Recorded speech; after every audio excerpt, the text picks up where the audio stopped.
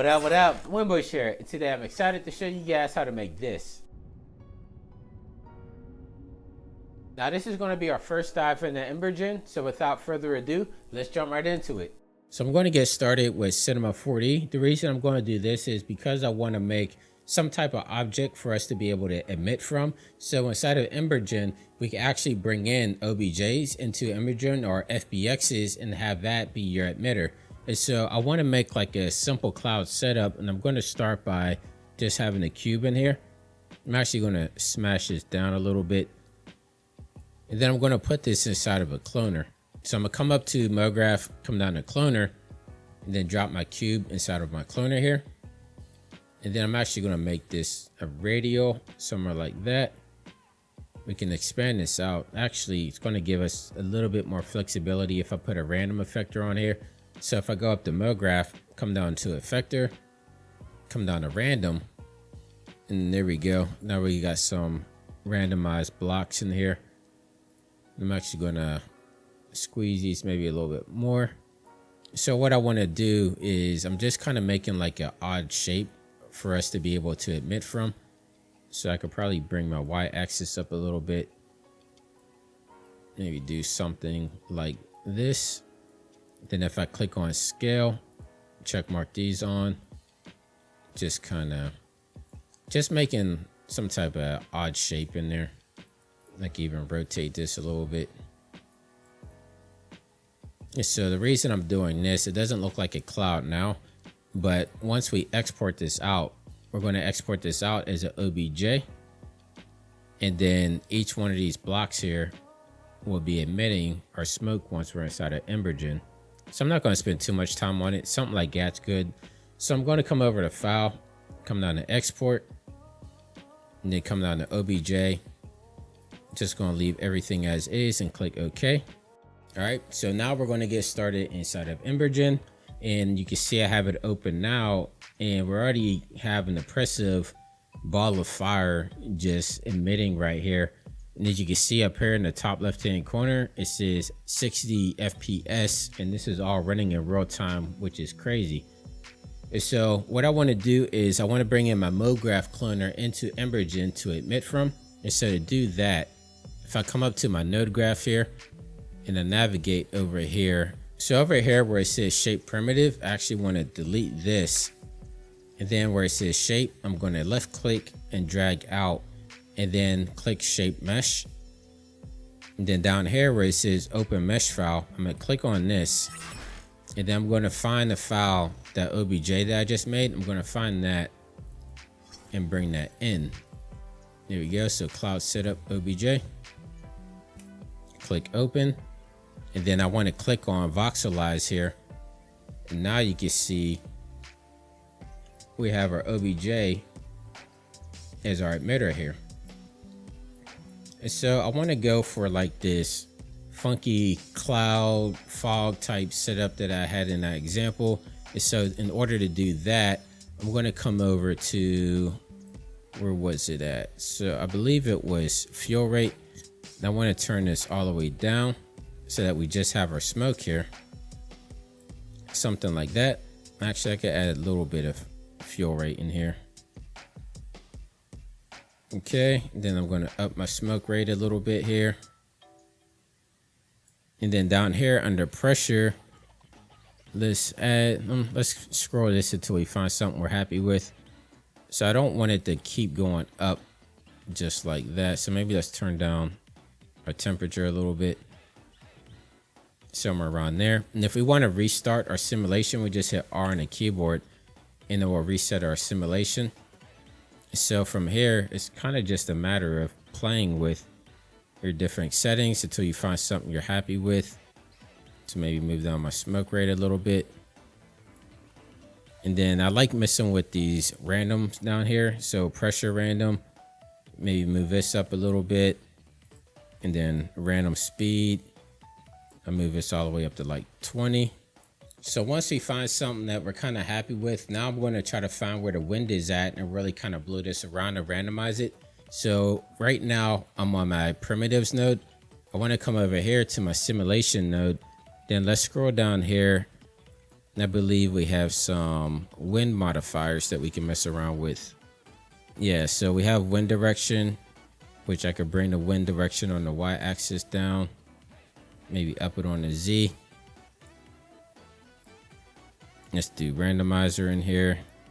And then if you up the speed, now it's starting to take control of that. So let's move the z down a little bit.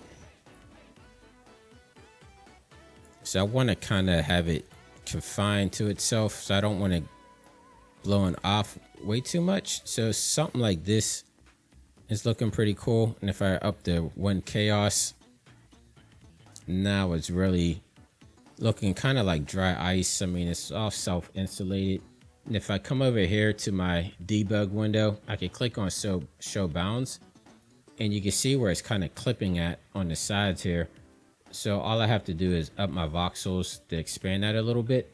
But something like this, I think, is looking pretty cool. So if you want to copy my settings down here, if you look in the wind direction, this is what I'm doing down here, the lower left-hand corner. And I think I'm going to keep it like that. So now I want to expand my voxel sizes. So let me scroll all the way up to where it says under sim size, under voxel count. I'm gonna scroll this over. Let's do like 192 by 192. Then you have to click apply new resolution. And you can see our box expanded a little bit more. And I forget, like usually in Cinema 4D, going up and down is the y-axis, but I believe it's different for inside of Embergen. So I think it might be Z. Let me click that. Yeah, so Z is north and south on here. So I'm going to bring my voxels down on my Z. And I'm just going to expand them out a little bit on my east and west. Somewhere around there. So we want to make sure we don't have any clipping at all. It looks like it's clipping at the top a little bit. So I can bring my voxel up on my Z a little bit. So from here, it's just kind of playing around till you find something that you're happy with. But I don't want to mess up what I have going on here. All right, so I'm not going to waste too much time here. We have a cool simulation going on here. So actually, let me up it one more on the Z. Something like that. All right, cool. So I think we're pretty good there. It doesn't look like we have any clipping or anything. And so now I might want to make this loopable. Actually, I do see clipping down here. So I can actually move my primitives up if I come over to shape. And then if I move my position on the Z, or raise it up a little bit like so. Okay, so now we're in a better place. We're in the middle of our voxel box here. And so again, inside of Embergen, the Z is what's going up and down. I know in Cinema 4D it'll be the Y, so that's just something that you're going to have to get used to. So if I click back on simulation, I want to actually make this loopable. So down here under time control, we have a couple of different options that we can use for loop. So I could loop the simulation. I could pick frames inside of the timeline that I want to loop it. So if I click on loop timeline, you can see down here, we have these two blue bars, and that's what it's looping in between. And so if I click right here where it says loop bounds, you can see on frame 64 is where it's starting, and frame 127 is where it's ending. So let's say I want to have it go out a little bit more, maybe like between 100 to 200, somewhere around there. And now we have a loopable sim that looks pretty cool. So I mean, it was easy as that. And then is there anything else down here we want to do? I think for this tutorial, I think that's all I'm going to mess around with. Okay, so the next step from here is we want to save all the VDB files so that we can bring it into Cinema 4D for Redshift. And so to do that, under simulation here, I want to click and drag this out. And it's going to give us two options. The one I want to click on is export VDB. And before we render out, we want to make sure that our coordinate system is aligned for Cinema 4D. Remember in Embergen, I was saying that the Z axis is actually pointing straight up and down. And so if we would have left it at default when we bring it into Cinema 4D, our export would actually come in sideways. And so to fix that, we come over to our data control here, and right here under coordinate system, we want to click where it says Z right-handed, and we're going to click on Y up right-handed. And that way, whenever we go to export everything, it's going to make sure that it's going to import properly inside of Cinema 4D. So again, just to reiterate, I'm on my node right here for export VDB. I came down to data control, and then under system coordinate, I made sure that I had Y right-handed, clicked right there. And that's going to make sure that when we bring it into Cinema 4D, everything's going to align perfectly. And so from here, all we want to do now is click export now. And you can see down here in the timeline how it just flew all the way up until it came to frame 100. And that's because over here in our timing controls, we said the first frame is 100. And so it's actually exporting our VDBs at this point. So if I come down to File Explorer and find the folder that I actually saved my VDBs into, you can see that it's actually saving out our VDBs right here. And they're actually exporting out pretty fast. And so the next step from here is we're going to wait for this to export out. We're going to bring it into Cinema 4D and we're going to wrap everything up. Okay, so it looks like Embergen is all done. So I'm just going to exit this out. Click yes for save my work. I'll just name this Cloud Sim. Cool. And then we have this in here, which we no longer need. So I'm just going to start a new project. And then for this project, I'm going to come up to my settings. And I'm going to make sure that I'm working in Redshift because that's what I'm going to be using for the volumes here. My presets, I'm going to, let's come down to maybe 1080. And then I'm going to change my frame rate to 60. Then we should be good there. And then for my project settings, let me close this out. Then under my project setting, I'm going to make this 60. So we should be good there. We're working at 60 frames per second HD. So now my next step is I want to come up to Redshift, come down to, let's make a volume first. So I'm going to come over to Object, Redshift Volume, and then right here under Volume, under my path, I'm going to click the three dots here, and I'm going to find where I have my VDB files. There we go. Click Open, and then for my preview box, I'm going to click on Points. And for my maximum points, let's make it like 500 so we can really see what's going on here. And then under my animation tab, I'm going to click on loop. I made it loopable, so let's click on loop. I'm going to change my frame rate to 60 here and then click detect frames. Now if I click play, it should play through. And if I wanted to play a little bit better, I can take my maximum points here, maybe it's down to like 100. Yeah, it's still playing kind of, there we go. So I guess here's kind of like what our basic shape is looking like. Something like that. So I'm gonna click this back to 500 so we can see what's going on. And so we have our loop. What was it again? Okay, so it's 0 to frame 99. So down here, I'm just gonna make this 99 like so. Cool. All right, so now what I'm going to do is I'm going to come up to Redshift, come down to materials, and I'm going to make a volume material. So I'm going to click on that, and then right here under edit shader graph, I'm going to come over here. Let me expand this out a little bit. So under here, under basics, I want to make sure I'm clicked on RS volume node here, and under scatter, I'm actually going to come down to Redshift volume and let's try density. Let's see what it looks like with density. And then under my, what is it, my ramp here, if I click on the down key, it actually has like a load preset button here. So if I click on this, it gives me a variety of presets that I can have in here. And so let's see, let's do the one that says heat. And then I'm just going to change these colors out to something that I like. As of lately, I've liked the synthwave color scheme, so I'm going to go with the purple and blue, and maybe let's go with orange for this one here. And then if I drag my volume over to my Redshift volume here, so my material I'm dragging over here, and if I click render, you're not going to see anything. So the reason is we have to have some type of light source in here to be able to reflect our volume off of. So if I come into, or not reflect, but absorb the light. So what I want to do now is come over to Redshift, and I'm going to come over to lights, and I like using the dome light. So I'm going to click on dome light, If I come over to my tab here that says volume, under contribution scale, we want to drag this all the way up to 1. That means that our volume light here is going to be contributing to our volume here. And I'm going to leave my samples at 16 for now. But for now, let me click back on my render view and click play. And now you can see that we have our volume rendered out.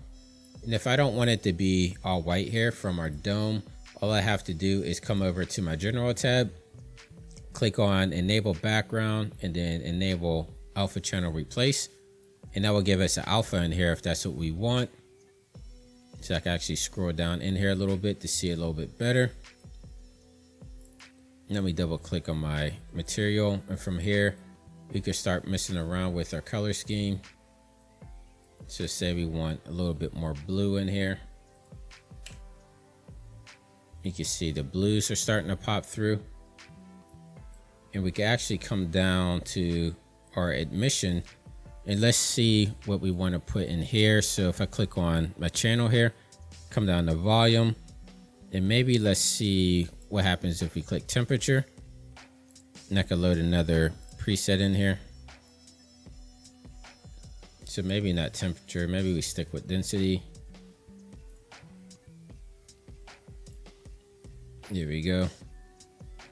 I'm gonna change these colors too. So I'm gonna delete this one. And actually I just want to bring a little bit of blue in here with this one. So click RGB, gradient, and you drag this up. Maybe put some blue in there. Something like that. And then if I click on my scale, move this over a little bit, just so it's not really blowing it out. And then you can see that it's really noisy inside of our cloud here. Let me drag this over, play it a little bit. You can see that we have like a ton of noise in here. And so instead of messing with all the different samples, like we could go to dome light and we could go to our volume and we could up the samples here and we could do it inside the materials. I found that the best way is, since we're using version 3, we might also take advantage of the auto sampling. So if I click on my render settings, and if I come over to system, and then come down to where it says experimental options. For one, since I'm using the 2080 Ti, I can actually enable this optics RT and click that. And then here where it says enable automatic sampling, if I click this, you can see that it's cleaning up all that noise that we have in there. So now we're getting a pretty clean render out of our volumes here. It looks pretty neat. So I'm not going to mess around too much longer. Let me let's add an HDR onto here and see what kind of cool stuff we can come up with. So I'm gonna go over to Adobe Bridge, click on my HDRs. Let me see which ones I got in here. I had some cool ones. Let's see what happens if I put this one in here that has a little bit of color. Yeah, so you can see it's kind of dimming it out a little bit in here, and it's adding a little bit of color in there. And then two, if I want to add some type of like glows in here, we can also add in some lights. So let me actually turn off auto sampling so it renders a little bit faster. Okay, and then I'm going to come over to Redshift, come down to lights, and I'm going to use a point light. So where we at? Point light. And I'm going to put it more towards the front of our volume. And the color, let's say, again, maybe let's pick a blue. And then let's click render, see what happens. I might have to turn it up. So intensity multiplier, maybe let's turn up to 500. Then let's turn up our exposure. So again, we just click on the volume tab, contribution scale up to 1. And now you can see that our point light is in here.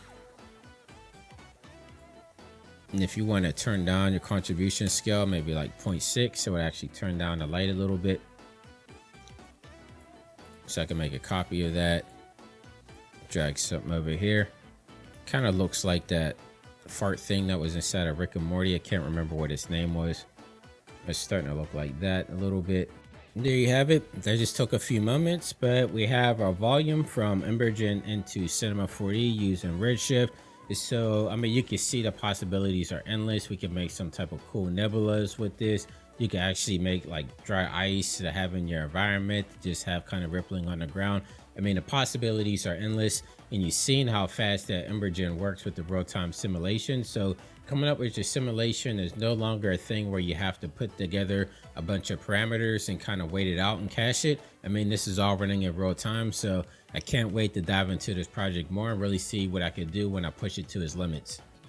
You know, earlier this year, I've been really making a deep dive into Unreal Engine because of the real-time rendering capabilities. And now with Embergen, we can actually do real-time smoke and fire simulations. And so this just opens up like a whole new world of simulations that we can use with our projects. And this will definitely help us out with motion graphics. And what's cool is not only can we use it in Unreal, but we can use it with Cinema 4D and Redshift like I use. So as always, make sure you subscribe to the channel if you're new here. Leave me a comment down below. Make sure you tag me on any projects that you make. I love seeing what you guys are making out there. And as always, stay fresh, keep creating, and I'll see you in the next video. Take care.